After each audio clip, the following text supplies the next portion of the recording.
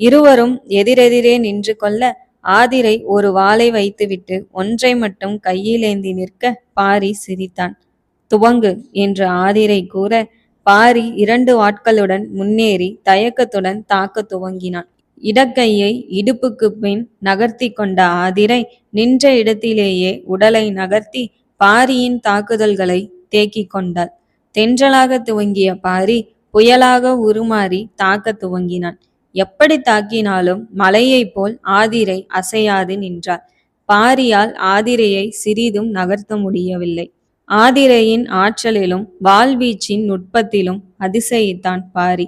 ஆதிரை தற்காத்து மட்டுமே சண்டையிடுவதை உணர்ந்தவன் சமரிட்டவாறு என்னை தாக்கு என்றான்.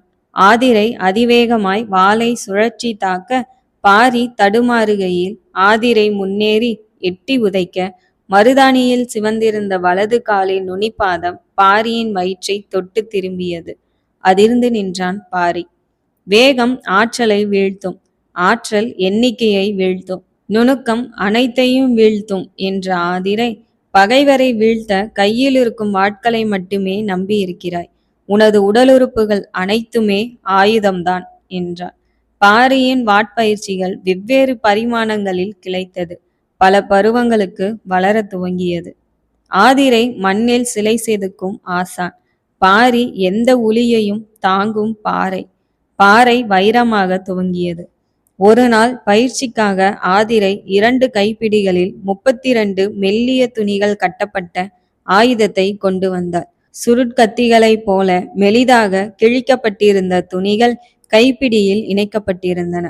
கைவிடா ஆயுதமான வாள் வகைகளில் தலை சிறந்த ஆயுதம் உருமி எனப்படும் சுருள்வாள்.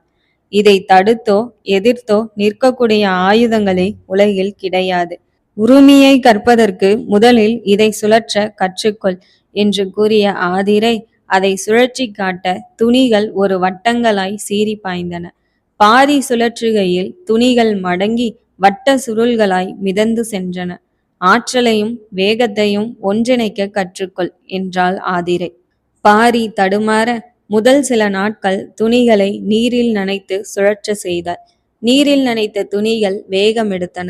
அதன்பின் நீரில் நனைக்காத துணிகள் மெதுமெதுவாக வேகம் கொண்டன. அடுத்து துணியை போன்று வெட்டப்பட்ட 32 தகடுகள் பொருந்திய 2 உரிமைகளை கொண்டு வந்தாள்.